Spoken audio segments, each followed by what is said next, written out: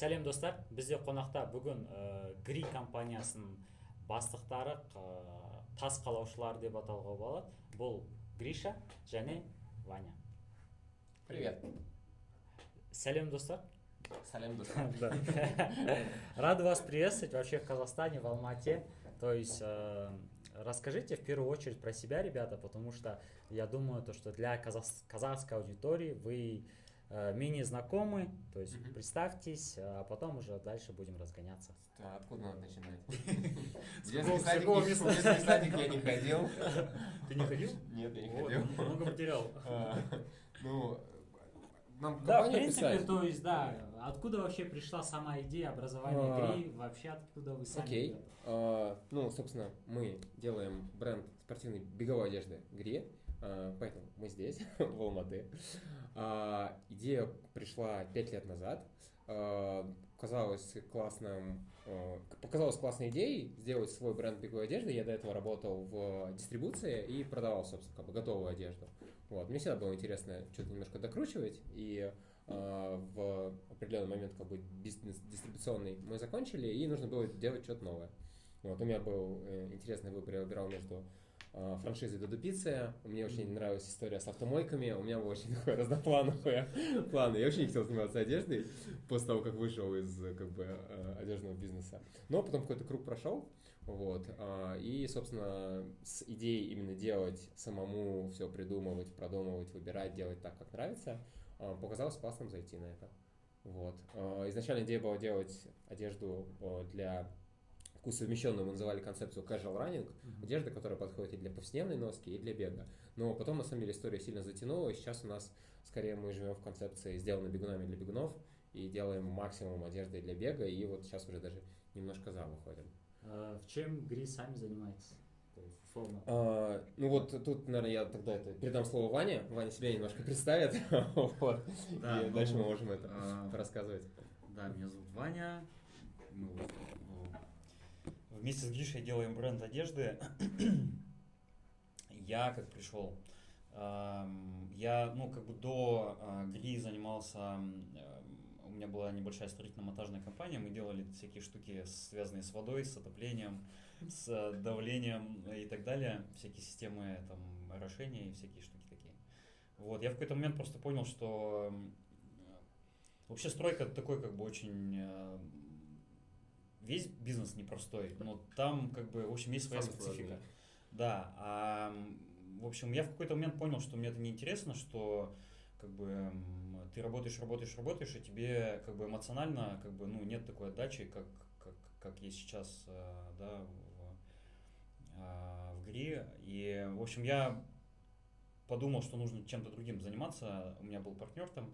Я сказал, что я тогда ездил в общем, на Алтай, ходил по ледникам, гулял, думал, в общем, о жизни и понял, что, в общем, нужно что-то менять. И да, и так я подумал, что было бы здорово что-то делать на стыке спорта и, ну, как бы и бизнеса. И вот я такой запрос в вселенную отправил. Вот. И, в общем, мы познакомились с Гришей и там, в общем... Ну да, я чуть-чуть контекста, да, у нас было интересное знакомство. Я стартнул бренд в 18-м, а в 19-м я отправил тогда еще комплект своей одежды Федору Овчинникову. У нас очень такая плотная история с Додо Пиццей. Я ему отправил комплект одежды, написал письмо, типа: Федор, спасибо тебе огромное за то, что ты делаешь, очень вдохновляет вообще историю бизнеса, правда, как бы обожаю Додо Пиццу, классный бизнес. Неожиданно для меня Федор это письмо типа выложил в Инстаграм, у нас там плюс 100 подписчиков за день, мы там: что происходит? Вот. И потом был лекторий через несколько месяцев. Мы еще с тобой немножко там чуть-чуть пообщались. Ну мы общались как бы в Инстаграме, когда ты только заводишь бизнес, я думаю, как бы это тоже знакомо. Там тебе начинают как бы, да, писать, ты там совсем как бы... И Ваня писал какое-то время, там что-то по маркетплейсам, там какие-то вопросы задавал. Вот, типа, вот это вам интересно. И мы, ну, как-то так заочно, условно говоря, чуть-чуть уже знакомы были. И была лекция Федора Овчинникова, на которую я приехал, там, типа, еще раз респектнуть. Там такой был бегаторий. Да, лекция плюс бег. Вот. И приехал Ваня, и мы такие: это ж ты, да, ты что спрашивал, это ты, да, давай. Вот, и мы буквально, правда, там попили кофе, и я через... Какой кофе? Мы пошли бегать. Ну, побегали. Да, мы побегали, и Попили потом как-то, кофе. да, мы, получается так, что там была короткая пробежка, где-то километров 5, наверное. И мы поняли, что есть что обсудить. Солнечный, как бы, да, весенний день классный, и мы поняли, что как-то это, в общем, ну, есть о чем поболтать, и Ну, короче, встретились в городе. Да. через 3 месяца мы уже вместе ехали в Китай. Да, да. Вот. Так начиналась такая большая история игры. До этого был реально такой детский сад. Ну и, собственно, Ваня сейчас занимается в бренде всем, что связано с продажами. Там у нас есть онлайн-розница, офлайн-розница, дистрибьюторский бизнес. Я занимаюсь разработкой продукта, маркетингом, HR, ну вот как Ну, общим таким да, дирекшеном, да, таким. сферами. Вот, как-то так. Очень на самом деле удивительно то, что вы не встретились на каком-то форуме, там, связанном с водой, либо стройкой, потому что автомойка и плюс водоснабжение, строительство, и просто вообще в другую сферу ушли, там, одежды, да, условно. А вообще компания Grid, то есть основана, да, вы основали. Чем вдохновлялись-то, собственно? То есть в чем причина вообще вот желания это сделать? Казалось, что нету типа той одежды, которая нужна нам. Ну вот я так, да, это как бы пафосно это не звучало. Ну, общая какая-то идея, которая закладывалась, мы там до сих пор, мне кажется, стараемся выдерживать. Большие бренды, они такой как бы очень много брендинга, яркий акцент на одежде. Вот мы как бы в начале самом мы закладывали на то, что мы хотели сделать более какую-то сдержанную одежду, и вот была идея с casual running, то есть какие-то привнести такие элементы повседневной одежды. От этого мы на самом деле ушли, но у нас сложилась постепенно концепция, вот, которую мы сейчас называем «сделано бегунами для бегунов», когда мы через свой опыт внедряем какие-то фишки, там, в том числе материалы подбираем, и какие-то продуктовые решения, там, у нас есть там, карман в кармане, там, всякие истории, которые мы специально придумываем для того, чтобы это правда было удобно нам, потому что мы сами в этом бегаем. Вот. И основная история сейчас, наверное, как раз вот через это строится. Ну, вот мы сегодня утром ходили в горы, у меня появилась идея по тревел линейке. Вот. Ваня не даст соврать, ему она не понравилась, правда? Ну, у нас часто такое бывает, Да, как бы это нормально. кто-то закидывает идею, мы начинаем ее все дружно хейтить или наоборот. Да, хорошая идея та, которая прошла весь хейт, это правда. Как бы, если идея не прошла хейт, она обычно... Была пара опытов у меня, когда идея не прошла хейт, я сказал, все равно сделаю. Да. Ну, вот. А у вас у самих беговой опыт, спортивный бэкэнд какой-то есть? Ну, вот у Гриши есть большой, как бы... Ну, Ваня скромничает, у Вани тоже большой, просто у меня он Да. в беге, в спортивном ориентировании. Я занимался спортивным ориентированием, там много беговой какой-то вот, ну, подготовки. Это одна из частей. Вот. Ну, собственно, как бы мы разговаривали немножко, да, там десятку за 36 минут я в свое время бегал, там, быстро или медленно, ну, вот, то есть какая-то база есть, да, ну, там, за 30 никогда не бегал, даже там близко не бегал. Вот. Ну, соответственно, последний год мало тренируюсь, прям мало бегаю, это плохо, ну вот, не красит меня. А Ваня, чем занимаешься? Слушай, да, ну как бы я побегиваю, это так называю. Нет, ты про бэкграунд расскажи, он солидный. Да. Ну я пробежал вот... Да нет, не про бег. Ладно, не скромничай. Да не про бег. про что? Ваня сковалась. Ну нет, ну да, ну я много каким Про спортом меня занимался. Да, но самый основной вид спорта, да, я занимался скалолазанием, это было давно, в общем, интересно и много всяких воспоминаний классных с этим связанных. Я люблю горы, катаюсь на горных лыжах и, в общем, занимался скалолазанием, да. Я имел в виду, что у меня беговой небольшой. Как бы Гриш-то, он недавно отмечал 20 лет бега, как бы, да. А я-то, да, я вот в сентябре, сейчас у нас что, октябрь? 5 лет. Да, я вот там 3 недели назад пробежал второй марафон лишь свой, московский. Ну, марафон я тоже всего 20 в свою жизнь пробежал, мы уже сравнялись. Ну, почти, да. Ну, по скалолазанию какие там пики, вершины, может, какие-то? Слушай, ну, как бы, это интересная история. Я когда начинал, как бы, скалолазание в России не так популярно было, развито, и мне, как бы, очень приятно видеть, как это все развивается сейчас. Потому что, когда я начинал в 97-м, наверное, 8-м году, мы начинали лазать, когда мы лазили мы брали вот резиновые обычные калоши, только мы их брали там на 3, на 4, на 5 размеров меньше, перематывали вот этими бинтами спортивными, знаете, вот такие эти. Ну, эластичными. Да, эластичными бинтами, да, как бы, чтобы это все как бы держалось. И вот это были первые как бы скальные туфли. Потом уже появились там всякие ля-спортивы там и так далее. Вот. И скалодромов-то не было вообще в России. А сейчас там, ну, просто их куча. И они классные, и много всяких экипировки. В общем, очень круто такая субкультура сформировалась уже. 97-й год, тогда я только в планах был. Я скажу за бегунов. Мы тоже начинали бегать, ну не в калошах, но были кеды, как они назывались, блин. адидасовские кеды, у тебя тоже такие были. Москва или Россия назывались, за У 300 меня, рублей. у меня были Синие, какие-то кеды, темно-синие у кеды и меня три полоски. черно-красные были такие, И с черно-красные. вафельной такой подошвой. Да. В общем, тоже это было. Но у почти меня как Адидаса не Алло. было, я всю брендовую обувь свою помню. Ну, это такой, типа, российский Адидас был. Какие ценности у игры, у компании самого?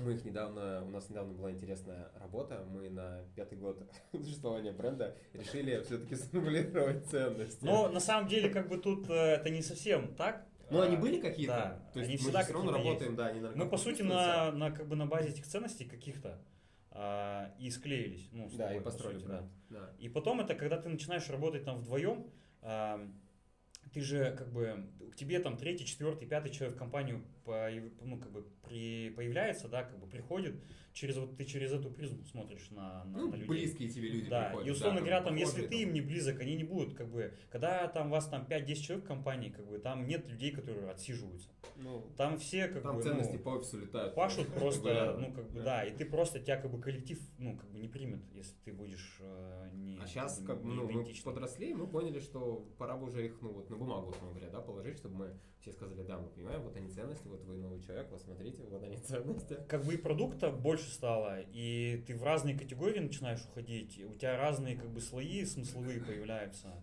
Тебе нужно самому, я раньше, когда вот даже там стройкой занимался, там нету вот этих вот... Там нету ценностей. Там нету этих сущностей, понимаешь? Да. И я когда читал, я много бизнесовой литературы читал или всякие интервью смотрел. Я люблю очень жанр, интервью как жанр. Это такая, форма, как бы, чуть-чуть поговорить, в кавычках, с человеком, до которого ты не можешь в жизни дотянуться. Вот. И я думал, когда люди про какие-то ценности говорят, это какой-то вообще птичий язык для меня был. Какой-то, да, давай там что к сути поближе. А потом, когда ты понимаешь, упираешься в что-то, тебе нужно какие-то решения принимать, а ты понимаешь, что тебе нужны какие-то система координат какая-то. И ты начинаешь вот эти, как бы, смыслы накачивать, как бы их артикулировать, вычленять, как-то формировать, стыковать. И когда вот нас уже там 30 человек, 30 или сколько? 30. Вот. И уже какое-то время прошло, какое-то количество проектов мы реализовали. Да. И прям четко стало понимание, что без этого дальше есть конкретные вещи, которые вы не могли в компании делать, да. без того, чтобы там сформулировать бренд-платформу. А она невозможна без каких-то четких ценностей. Сейчас интересно, а ты вспомнишь все ценности, которые мы сформулировали? Да, может быть, не с давай первого раза. по очереди. Я помню, у нас есть такая... Ты просто их выписывал, ты модерировал это, ты и помнишь. Одна из ключевых ценностей – это открытость. Да. Мы в целом очень открыты к критике, мы открыты к новым каким-то там идеям, партнерствам, сотрудничествам. И это, я думаю, там проявляется и в том, как бы, что мы делаем, в том, как мы делаем. Все такой, знаешь, верхний уровень. Вот. Вторая ценность. Вспомнишь, нет? Блин, сходу не вспомню. Но у нас на 11 мы число... их еще не утвердили все, да. Вот, но у я нас на 11 говорю. число встреча назначена. У нас одна из, как бы, таких этих ценностей, да, оказалась, которая там витает в воздухе. Это такое самоирония, юмор. Мы, правда, у нас есть носить улыбки, наша концепция. Да. И если к нам в офис прийти, иногда вообще не понять, если работает или нет. Да. Потому что там, как бы, ржач стоит иногда просто полдня в офисе. Да. Потому что, Но это не то, что полдня, это просто фоном, как бы, фоном, да, все там постоянно шутят друг над другом. Вот, как бы, это... мы правда очень верим в то, что такой вот, как бы, позитивный подход, да, мы четко, как раз когда формулировали, мы постарались это разделить. Это не то, что ты на любую проблему, там, условно говоря, смеешься. А в целом, когда проблема приходит, ее надо адекватно оценить. Но такое вот отношение позитивное, оно в том числе позволяет на проблему смотреть не под углом, там, типа, все сломалось, кошмар, что делать, как бы, все, умираем, а под углом, как бы, окей, давайте придумаем, что с этим делать. У нас в целом, как бы, все тут адекватные, понятные, умеющие свое дело делать, и просто давайте эту проблему разберем. Вот. И, это вот, как бы, такие, я думаю, что открытость и вот это вот, как бы, юмор, самоирония, какое-то такое позитивное отношение, это прям такие две ключевые. Там потом есть еще несколько, мы там для себя сформулировали, что нам важно делать надежную экипировку, которая функциональную, которая будет, как бы, людьми использоваться. В том числе важна вот то, что я говорил про какую-то более сдержанный стиль, важна эстетика, то есть, как это выглядит. Нам нравится, чтобы спорт был красивым, мы хотим, чтобы он чтобы мы это дальше масштабировали и несли в люди как-то. Классно. Среди вашей линейки там одежды, условно, у вас есть шорты, куртки и так далее. Самые популярные позиции, условно. Это к Какие продажам. дизайны? Да. Слушай, ну, как Что бы мы можем ответить? Сейчас мы статистически, статистику снимем. статистически, конечно, это, ну, футболка самый такой функциональный, широко функциональный продукт. Футболки, конечно, там много футболок. Мгм. Если футболки брать, то есть, Футболки, ну, шорты. по моему личному мнению, то есть самая нашумевшая футболка это футболка Маяк, то есть красно-белая, потому что Мгм. она условно представлена в магазине Копа, то есть многие люди у нас любители бегуны, то есть одевают ее. То есть вообще как пришла сама идея, то есть вот этого Ну, маяка? это вот Гриша, да, Да, расскажет. давайте, перехватывай. Она на самом деле зародилась, Да. эта идея, когда меня еще не было в Это компании позже. изначально была майка. Ну, то есть здесь это прикольная история. Когда мы в 2019 году запустили бренд, у нас было 2 человека. Вот был я и вот еще был Андрей Барышников, он сейчас уже с нами не работает. Была задача как-то рассказать о бренде. Ну, то есть нужно вот всем там бегунам сказать вообще, что вот есть Регри, у нас есть там, у нас был странный ассортимент, штаны и кепка. И надо было о нем рассказать. А у Андрея был как бы он участвовал в беговом клубе в Питере, и они хотели пробежать от Питера до Выборга. Но что-то у них все не получалось. И он говорит, слушай, а давай, короче, это вот сделаем от бренда. Прикольная идея, как бы пробежать от Питера до Выборга, там красивая очень трасса. Мы поехали на разведку, и оказалось, что от Питера до Выборга, в общем, не очень пробежать. Но мы нашли очень красивый маяк, и постепенно, собственно, история превратилась в то, что мы бежим от маяка до маяка. Сначала нашли один, потом другой. Мы пригласили ребят там, популярных из беговой тусовки московской. И нужно было как-то их одеть. У нас были, повторюсь, штаны и кепки. В этом было не очень удобно бежать эстафету. Причем кепки-то они такие по формату Да. велокепок были. И, То есть вообще довольно матрица довольно ассортиментная, странная, довольно да. странненькая. И тогда пришла, ну, в смысле, Андрей предложил такую самую простую. Вот маяк был красно-белый, 5 полосок. Типа красная, белая, красная. Мы положили это вот на лекало, посмотрели, сказали, блин, класс, супер, и сделали первые майки-маяки.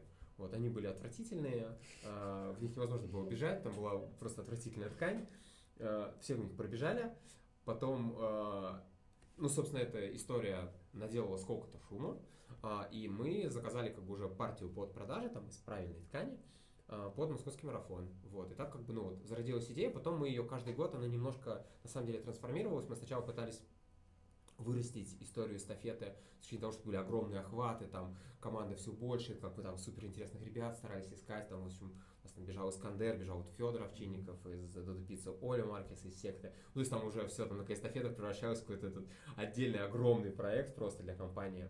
А потом она сейчас вот как бы у нас превратилась в такой, это остается каждый раз новый маршрут, это какой-то обновленный состав каждый раз, новый, соответственно, дизайн, который потом можно купить, приобрести там в основной линейке.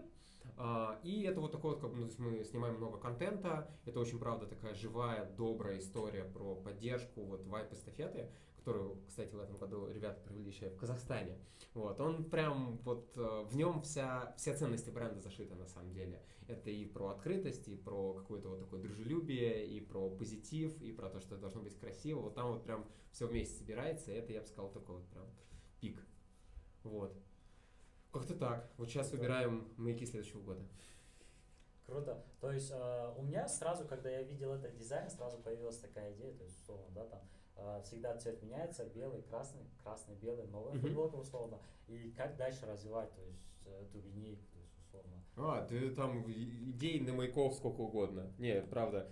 Наоборот, хорошо, когда у тебя есть концепция. У тебя есть красный-белые цвета, ты ограничен какими-то рамками, а дальше, ну правда, там можно. Ну, то есть у нас же было там горизонтальное, вертикальное. Не, вертикальное еще не было. Вот, у нас была косая полосочка, там красный сверху, белый Все снизу. назвали карамельки. Да, карамельки были. Ну, то есть очень разные. На самом деле классика, вот самая первая классно зашла. Она такая, ну, она какая-то такая, знаешь, типа вот икона условно. Но самый нашумевший, кстати, был не маяк. Самый нашумевший майкой для, ну не футболка, вот, а майкой для бренда и в принципе, наверное, там продуктом был розовый леопард. Мы делали такую майку. Искандер. Не, первый раз даже не Искандер. Нет, первый Не, раз. Искандер. Да, в первой майке Искандер, Искандер бежал, да, точно, правильно. Не, вообще в первой как бежал Андрюха Барышников. Андрей, ну она не продавалась тогда, Ну, да, но на запуске был Искандер. И мы ее пересдавали 2 раза. 3. 3 Она- раза, уже я да, не помню. Да, 3 раза. Она была 3? сначала розовая, такая чуть мультяшная, Да. потом была такая супер детально прорисованная. Да, и Потом потом она была была такая такой розовенькая. полосатая еще. Я уже сам забыл. Вот, ну это да, это прям, то есть маяки всегда sold out, леопарды всегда sold out за, не то что за один день, а за несколько часов. То есть мы вот на выставке открывали продажи, говорили, что у нас новые леопарды, там в 2 часа уже все, там нету размеров, там кто-то обиделся, потому что ты уже там не отложил, вот, ну в общем, как бы это вечная история. Вот в этом году мы первый раз были спортивным партнером московского марафона, а мы обычно делали леопард как раз под главный старт, да, как бы такое максимальное внимание. И в этом году мы делали специальные футболки к событию, и вот как бы пропустили леопард. Вот. Но он может вернуться. Вообще, любой момент. какие тенденции вы учитываете там в мире, да, беговой одежды, когда создаете новую коллекцию? Условно понятно, да, вот эта движуха с маяком, с леопардами, то есть это создается в потоке, да? Но есть ли у вас такое, то, что вы сидите, брейнштормите и условно там видите рынок, что происходит, и такие, надо вот сюда бить? А тяжело сказать, что прям куда-то сюда бить. Ну, то есть копировать как бы кого-то странно. Вот. Продуктовые идеи какие-то, безусловно. То есть, ну, мы много смотрим. Я стараюсь следить вообще за всеми брендами, там, новыми, не новыми. Ну, там, в этом году в России там было 2, да, новых бренда запускалось. Мы прям как бы следили, обсуждали, понятно, там, если смотрели. Ну, как бы интересно, это конкуренция. Вот. Как бы, ну, копировать это прям вообще не комильфо.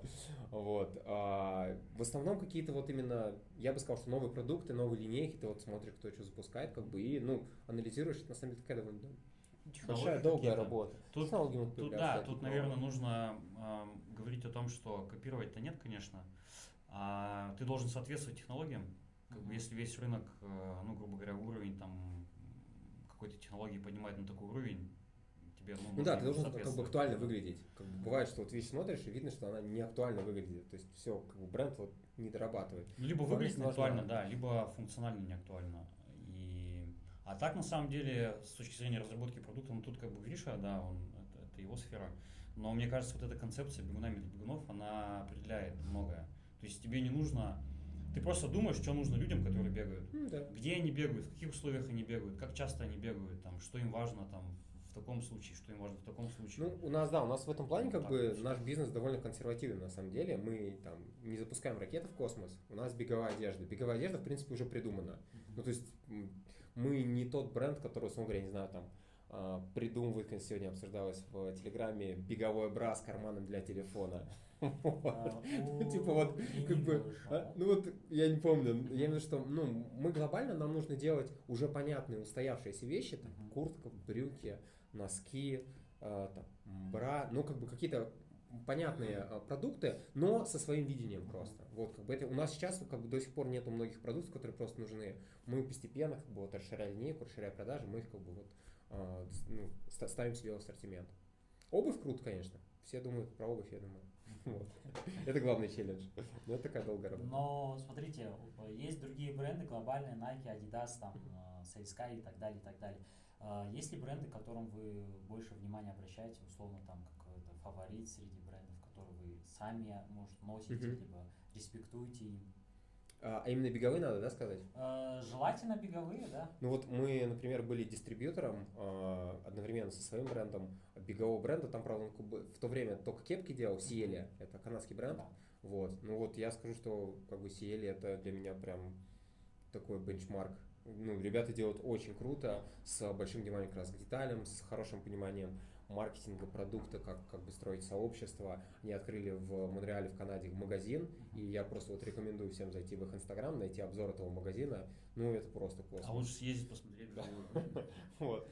Понятно, что есть, ну, как бы я бы разделил, да, есть условно масс-маркет бренды, ну, давай не масс-маркет, давай просто большие бренды, да, то есть вот там Nike, Adidas, Asics, Puma, ты за ними смотришь, как бы нельзя за ними не следить, они все равно там как бы во многом задают какие-то...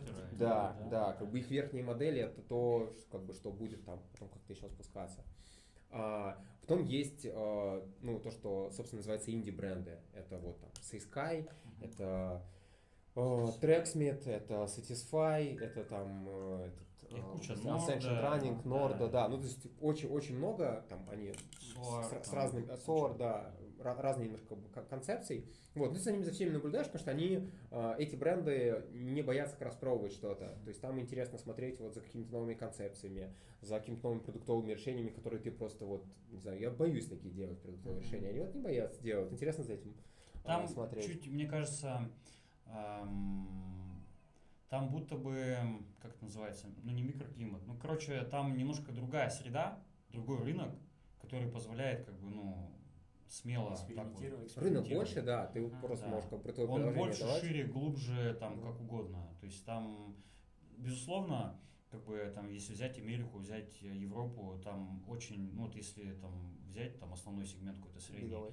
ну да даже не беговой, просто вообще как бы широкая аудитория, как бы кто занимается спортом, ведет активный образ жизни, это люди довольно, ну как бы приземленные с точки зрения расходов, то есть они не как бы не сорят деньгами, там та же Америка там и так далее. Но там настолько рынок широкий, что люди в целом как бы у них все там базовые какие-то уровни закрыты, они готовы уходить там в какие-то ну, новые фактуры, какие-то новые Ну да, пробуйте сочетания условно. и так далее. И поэтому как бы, грубо говоря, у них в этом плане в каком-то смысле больше свободы, там, чем как бы, ну, вот, на наших рынках. И, конечно, да, рынок там формируется. Твой фаворит среди брендов, кроме Гри? Слушай, ну, есть там бренды, да, которые, к которым как бы у меня есть некоторые формы предвзятого отношения, потому что там ты читаешь там какую-то бизнес-историю там и так далее. Безусловно, там я не могу не назвать Nike. Это как бы, ну, бренд зарождался еще, когда американский рынок был пуст. И это тоже многое как бы обусловило. Спорт. Ну да. Безусловно, мне нравится Satisfy. Мне нравится он какой-то своей такой рок-н-ролльностью, но в целом как бы это не удивительно, потому что там, да, основатель, он музыкант. Ну, Сиели, да, Сиели, мне, конечно, нравится, как ребята работают, тоже вот как бы мы с ними так периодически общаемся, мне нравится как бы и стиль, вот мы там два года, да, мы 2 года работали, и мне нравится, как они вообще работу строят, как они отношения строят, и ребята открыли, ну не то, что открыли, они присутствуют на тот момент, ну последние там информация, у меня Там есть, просто там весь мир. больше 600 магазинов по всему миру, там, начиная от Канады, заканчивая там Токио, Китаем, Европой. Стартанули они, для понимания, по-моему, в 2012 году. И, Ну, то есть, там, 14 14 даже? Позже. То есть как бы Ну, не короче, так, да, меньше 10 лет компании. да. Это прям То есть вы причина тому, то, что CL сейчас стоит на полках у Копы? Ну, да. У Копы, да, точно мы причина. Это мы. Я бы выделил бренд Норда. Это обувь. Очень прикольная, очень интересная. Они хакнули рынок. Правда, они прям сейчас супер популярны. Я могу ошибаться, но, Ну, по-моему, не то, что хакнули, ну вот Хоппер в хакнули этом плане. в презентации Apple часов, когда они презентовали этот ты в этом Ультро. плане. Да, вот я могу ошибаться, но, по-моему, там вот в презентации, как бы посмотреть, там в кроссовке вот на этой там, фотографии или какой-то, там были Норда. Ну, то есть, блин, это вот как бы, это как туда пролезть? Там, знаешь, как бы мы Очень круто. между собой тоже как бы много обсуждали, вот и касались еще там несколько лет назад, по-моему, обуви, вообще темы обуви. Вот у нас в одежде как бы есть что сказать, ну как нам кажется. Да. Как бы как это воспринимается рынком, аудиторией и так далее, главное внутреннее вот это ощущение, что тебе есть что сказать. Да, ты поэтому делаешь. И ты делаешь. А обувь это, безусловно, очень большой рынок, и там как бы вот эта вот стоимость R&D, разработки каких-то новых концептов, она колоссально других денег стоит. И как бы здесь нужна идея, вот это высказывание, нужен как бы видение какое-то маркетинговое, и нужны, ну вот там как бы слишком много всего такого должно как бы собраться, да, воедино. И как бы вот Норда это как раз, наверное, да, одна из компаний, которым тут удалось сделать. Ну, на самом деле, если так чуть-чуть в сторону уйти в тему обуви, ну немного, вот мы тоже недавно относительно обсуждали, немного компаний, брендов, которые именно кроссовки беговые начали делать даже за последние 10 лет. Их там, ну, пересчитать можно довольно... Ну, существенно меньше, чем брендов одежды. Конечно, просто, да. что, правда, это сложнее, дороже. Там, ну, я бы еще сказал точно On Running. Это Ну, невероятный да. успех. Ну, то есть это там, да, они на биржу уже Они вышли, это красавцы, все, да, это они в космос улетели публичными ребята. стали, да. Там магазины в Нью-Йорке, там, вот посмотрите, кто это не знает, магазин в Нью-Йорке, он раннинг. Там просто космос. Ну, это даже, да, это Сиели вообще там нервно курят в сторонке, ребят. Другой уровень абсолютно. Мне очень нравится еще District Vision. Очень прикольная концепция у ребят, они прям вот делают такой свой путь, очень красивый, продуктовый Да, они качают, подход, да, вот. Я бы их прям вот выделил, да, наверное. Вот. Ну, если Руки он дали. еще брать, то есть у него история основателя самого интересная в том, то, что он как бы, если я не ошибаюсь, там уважал Инженер, Nike, по-моему. да, и писал Nike, и предлагал там технологию саму он, то есть с А подошвой. я не знаком с этой историей, да? И да, то есть Nike там посмотрели, рассмотрели и грубо послали, условно. Ты знаешь, Вообще в красивая этом история, плане, я на не самом знал. деле, Офигенно. вот в этом плане, вот если бег взять, ну я как бы позволю себе такую вольность додумать, что если любой брать вид спорта такой, как бы не общий такой спорт-стайл, а если брать какой-то конкретный функциональный вот вид, ну как бы вид спорта какой-то, и вот бренд, который производит функциональную экипировку, там у всех, и у бега в частности, есть какая-то история. Вот у тебя, как у бегуна, вот, ну, да, да. вот у меня своя история с бегом есть, и тоже ее можно рассказать. Как бы у Гриши своя история с бегом есть. Вот все люди, кто как бы более-менее осознанно бегают, у всех есть какая-то своя история. Вот каждый человек находит что-то свое в беге. И точно так же, как бы основатели каких-то компаний, брендов, которые стартуют, у них у всех какая-то очень интересная история. Они все какой-то там свои какие-то смыслы находят в этом. Ну да, чтобы строить бренд обуви, в принципе, надо это. Да. Надо быть с историей. А тут не то, что не надо быть с историей. Тут наоборот, как бы, вот эта история, она и как раз является, мне кажется, первой причиной, тем зерном, как бы, вот энергии, которая тебе не дает это не делать. Да. Я не знаю, а ты помнишь он первые кроссовки, нет? Нет. Они выглядят очень странно. Они выглядели как... То есть они По изначально линейке выглядели сделанные такие. какие-то инженерная такая обувь. Да. Я ее много раз мерил вот у нас там в спортмарафоне в Москве. И она очень такая, типа, ну вот, это что, там швейцарский флажок всегда был, это значит дорого. Не, вот эти Cloud Monster, Вот. они прикольные. Вот, а Cloud Monster это уже после того, как они там как бы вкачнули инвестиции, маркетинг, да, и когда мы увидели Cloud Monster, ну это прям, а сейчас там слоев там коллаб, ну то есть там вообще все. Давайте теперь, окей, перенесемся. Мне сейчас. еще нравится, знаешь Да. что? У меня один портал открылся. Мне Эмили Андор нравится. Это не беговой бренд. Но он с New Balance коллабе. Блин, А, вообще. New Balance еще, да. Это как бы, ребята, это настолько вот это вот тонкое ощущение вкуса, каких-то таких, они вообще через очень обыденные, неспортивные вещи заходят и передают вот это. Короче, Ну, там то, эстетика вообще. насколько они могут передавать атмосферу, какие-то ощущенческие вещи, очень какими-то довольно странными вещами. Они могут просто показать какой-нибудь ролик, какой-нибудь, не знаю, там, куст, и птички поют, понимаешь? И ты, блин, и ты смотришь, такой, круто. Какой куст. Да. Хочу такой. Я понял, то, что если мы начнем говорить о брендах, то есть это Да, будет это бесконечно. бесконечно, потому что я сам являюсь там кроссовочным маньяком, то есть условно я люблю читать про кроссовки, там какие-то анонсы и так далее. Но сейчас мы находимся в Алмате, то есть вы сейчас приехали, понятно, в гости в Попаран, то есть вы сказали то, что в третий раз уже в Алмате, то есть условно вы уже свои, по сути. Так что вы так делаете в скажете. Алмате? Ну, мы приехали на Алматы марафон, пробежаться, продышаться после Москвы. Вот. И в том числе ну, вот, заехать к ребятам, к нашим партнерам, обсудить возможные перспективы сотрудничества. Но я честно скажу, что когда мы познакомились с Копой в 2021 году, мы первый раз когда прилетели в Алматы, мы были приятно удивлены, потому что мы не знали, что то есть новый рынок, и ты не понимаешь, какой может быть здесь ритейлер.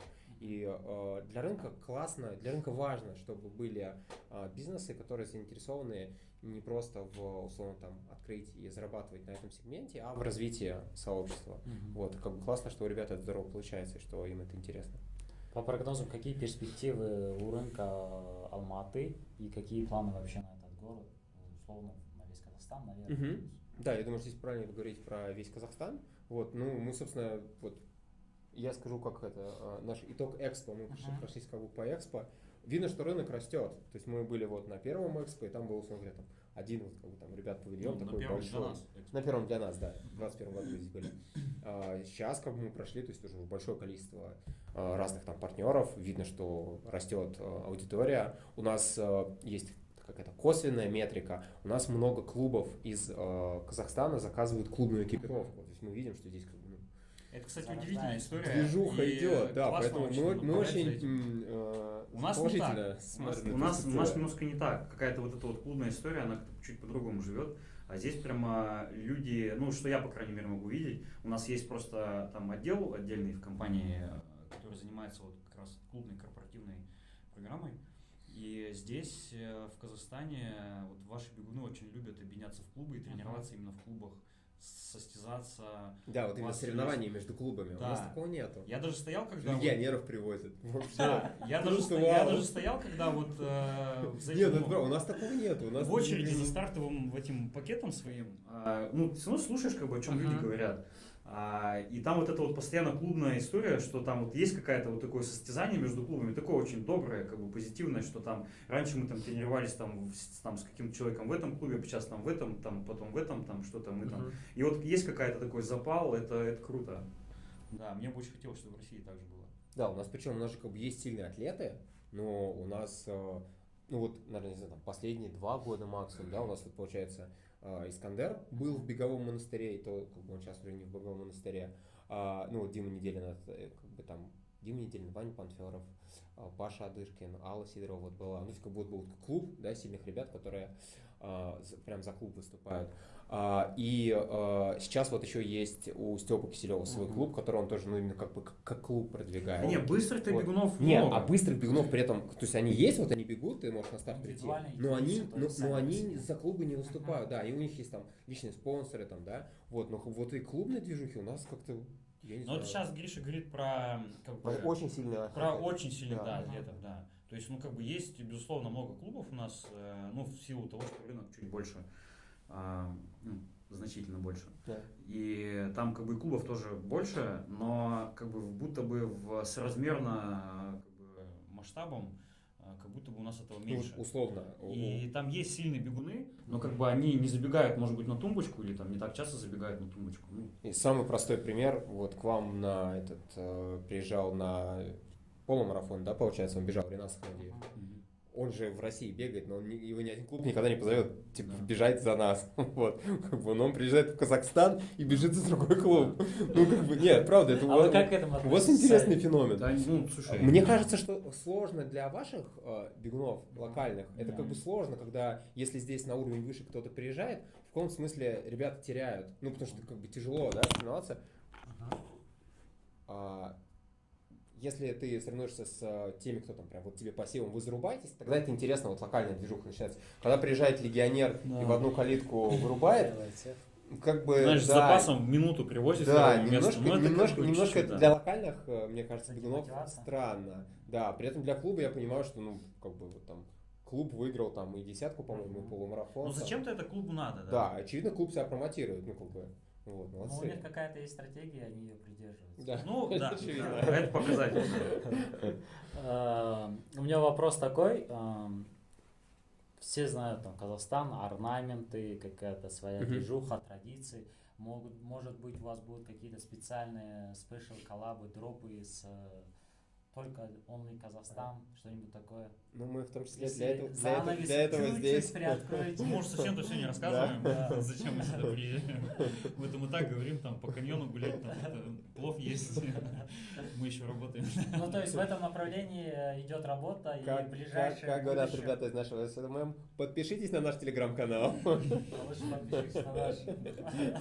И на наш тоже подпишитесь, потому что, скорее всего, эксклюзивом вы у нас это узнаете. Ну, да, я же говорил, что нам в целом как бы, мы всегда за какие-то вот интересные партнерства, мы всегда ищем какой-то обмен смыслами. Если мы его находим, мы всегда рады поработать. Казахстан, правда, безусловно, это интересно, именно как бы наполненное своими там и визуальной какой-то идентикой, да, и какими-то там вот смыслами просто там, то, как здесь люди живут, как бы там какая у вас вокруг, вот там природа, все. Здесь очень много всего можно найти, с чем как бы можно как-то интересно поработать.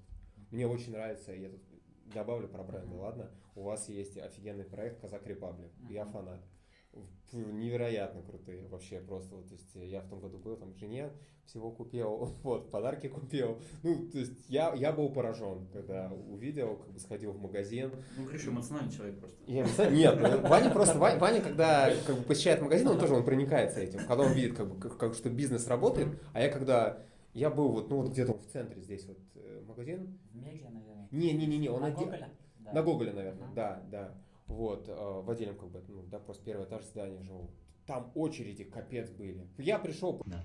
Но это понятно, то, что там вам нравится Казах Репаблик, это классно, потому что в Казахстане все, по идее, респектуют этой компании, потому что таких, скажем, производителей собственного Made in Казахстан очень мало, к сожалению. Они еще все Made in Казахстан делают? Скорее всего, отшивают в Турции, но то есть условно компания находится в Казахстане. Да, это на самом деле не так двигается в важно. Казахстане. Нет, что если делать. они не отшиваются в Просто Казахстане, это вообще... Да Не, нет, да, конечно, я они вот отшиваются это в за это вообще не Казахстане. цепляюсь. Смысл, Я как бы, ценно то, что как бы они смысл наполняют, ну, как бы они приземляют смысл, по сути, Нет, здесь. бренд классный. Вот это надо Вообще. делать. Очень много прекрасных мест, там, кому тоже можно Казах это Репаблик, если вы нас слышите, Ну, свяжитесь с нами. Но Мы они- полетим кстати, погулять по кстати, каньонам. потенциальная коллаба, плюс-минус можно такое что-нибудь сделать, то есть в сфере Да. casual, там, беговой индустрии и так далее.